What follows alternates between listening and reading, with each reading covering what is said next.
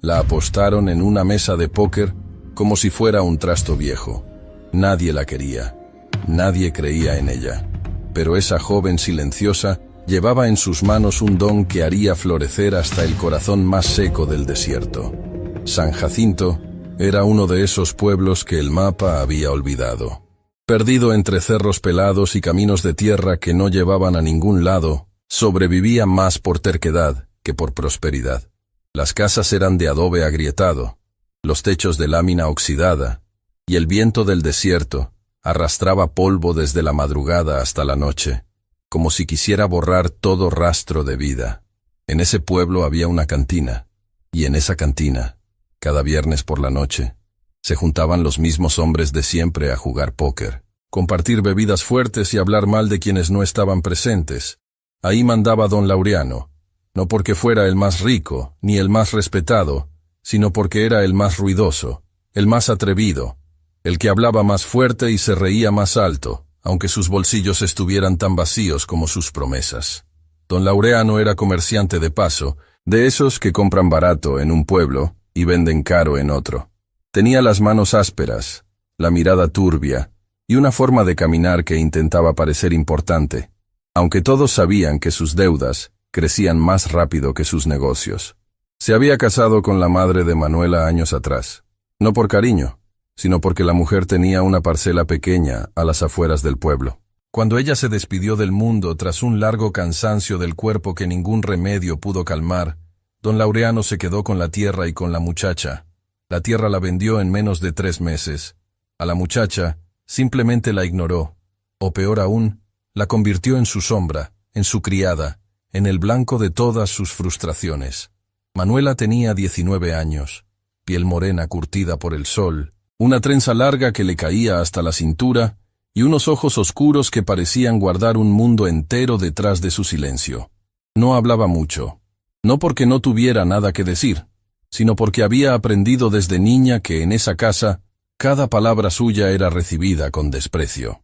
Don Laureano la llamaba la inútil, así, sin nombre, como si la palabra fuera su identidad.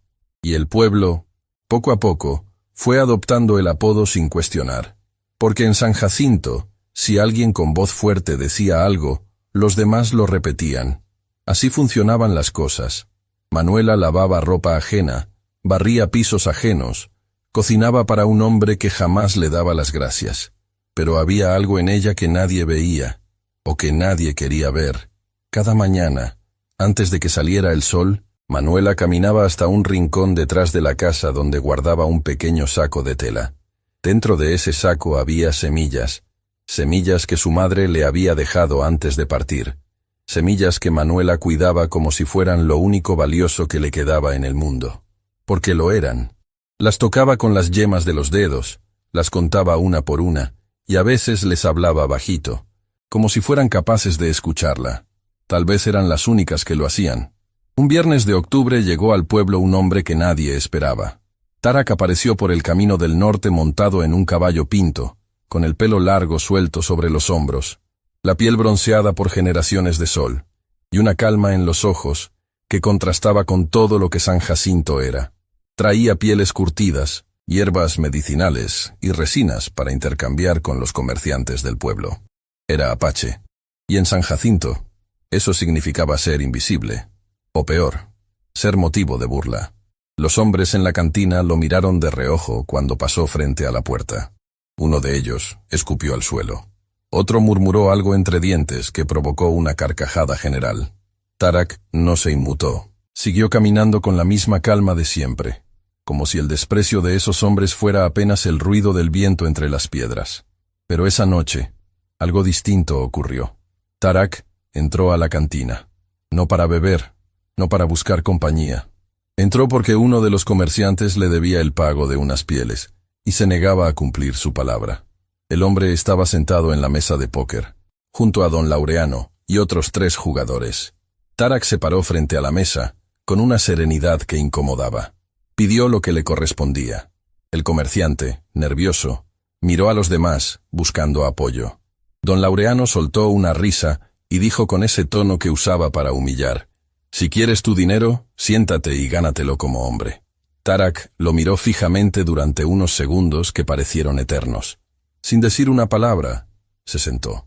Las primeras manos fueron silenciosas. Tarak jugaba sin expresión, sin gestos, sin ruido.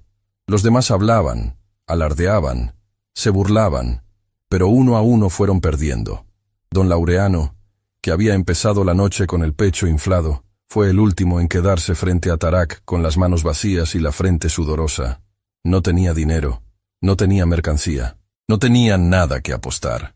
El silencio en la cantina se podía cortar con un cuchillo.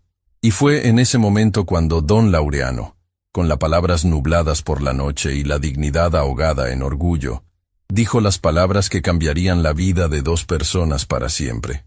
Te apuesto a la muchacha, la que vive conmigo. No sirve para gran cosa, pero es joven y fuerte. Te puede servir en el campo. Los hombres en la cantina se miraron entre sí. Algunos bajaron la vista, otros se rieron, incómodos. Nadie dijo nada en contra. Tarak miró a don Laureano como quien mira a un animal herido que muerde por desesperación. No sintió rabia.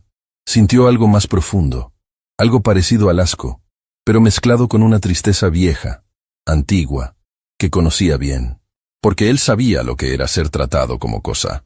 Aceptó la apuesta. No porque quisiera ganar a una persona, sino porque entendió, en ese preciso instante, que si no lo hacía, esa joven seguiría siendo la inútil para siempre. Ganó la mano con 3 reyes y un silencio que pesó más que cualquier palabra. Don Laureano se levantó de la mesa sin mirar a nadie y salió de la cantina tambaleándose. Media hora después, Manuela estaba parada frente a la puerta de la cantina con su pequeño saco de semillas apretado contra el pecho. Nadie le había explicado nada. Solo le dijeron que se fuera con el apache. Ella no lloró, no preguntó. Solo apretó las semillas con más fuerza y caminó detrás de Tarak hacia la oscuridad del camino. Esa noche, bajo un cielo tan estrellado que parecía inventado, Tarak caminaba adelante sin decir nada. Manuela lo seguía unos pasos atrás, con el corazón latiendo tan fuerte que estaba segura de que él podía escucharlo. Tenía miedo. Claro que tenía miedo. Pero había algo en el silencio de ese hombre que era distinto a todos los silencios que había conocido. El silencio de don Laureano era frío, amenazante, lleno de desprecio contenido. El silencio de Tarak era otra cosa. Era un silencio limpio, como el desierto antes del amanecer, como la tierra antes de recibir la lluvia.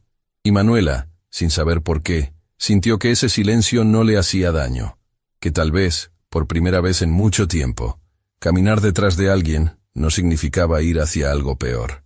Apretó sus semillas contra el pecho y siguió caminando. El desierto se abría enorme frente a ellos, y la noche olía a salvia y a tierra mojada por un aguacero lejano. Manuela respiró hondo, y por un segundo brevísimo, casi imperceptible, algo dentro de su pecho se aflojó, como un nudo que llevaba años apretado y que, sin razón aparente, comenzaba a ceder. El camino hacia las montañas duró casi 2 días. Manuela caminó en silencio la mayor parte del trayecto, deteniéndose solo cuando Tarak se detenía. Él no le daba órdenes, no la apuraba. Simplemente caminaba a su ritmo y de vez en cuando giraba la cabeza para asegurarse de que ella seguía ahí. Eso era algo que Manuela no entendía.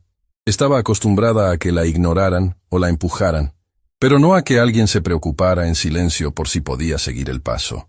Cuando el sol caía con fuerza sobre las rocas, Tarak buscaba sombra y dejaba que Manuela descansara primero. Cuando encontraba agua en algún arroyo entre piedras, llenaba el odre y se lo pasaba sin decir nada. Manuela lo recibía con las 2 manos y bebía despacio, sintiendo que cada trago le lavaba algo por dentro, algo que llevaba años acumulando. Llegaron al campamento apache una tarde en que el cielo estaba tan anaranjado que parecía estar ardiendo desde adentro. El campamento estaba enclavado entre 2 cerros, protegido del viento y cerca de un manantial que brotaba entre las rocas como un pequeño milagro de la tierra. Había tiendas de cuero y madera, fogatas encendidas, mujeres moliendo maíz, niños corriendo descalzos entre los matorrales. Manuela se quedó inmóvil al borde del campamento, sin atreverse a dar un paso más. Todo lo que veía era desconocido. Los rostros, la lengua, los olores, las formas de moverse.